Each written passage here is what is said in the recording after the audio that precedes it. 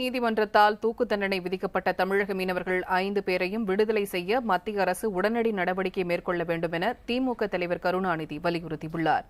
இது தொடர்பாக அவர் இன்று விடுத்துள்ள அறிக்கையில், கடந்த 35 மாதங்களாக இலங்கை சிறையில் வாடி வதங்கிக் கொண்டிருக்கும் 5 மீனவர்கள் மீதும் பொய் வழக்கு போடப்பட்டுள்ளதாக குறிப்பிட்டுள்ளார். மாநிலங்களவை திமுக குழு தலைவர் கனிமொழி இந்த பிரச்சினையை 2011ஆம் ஆண்டு டிசம்பர் மாதம் ஐக்கிய முற்போக்கு கூட்டணி அரசின் கவனத்திற்கு கொண்டு வந்ததாகவும் கருணாநிதி தெரிவித்துள்ளார். இந்திய தூதரகத்தின் மூலம் உரிய நடவடிக்கைகள் மேற்கொள்ளப்பட்டு வருவதாக அப்போதைய வெளியுறவு அமைச்சர் சல்மான் குர்ஷித் தெரிவித்திருந்த நிலையில், அதன் பின்னர் பதவியேற்ற மத்திய அரசால் எந்த நடவடிக்கையும் எடுக்கப்படவில்லை என அவர் கூறியுள்ளார்.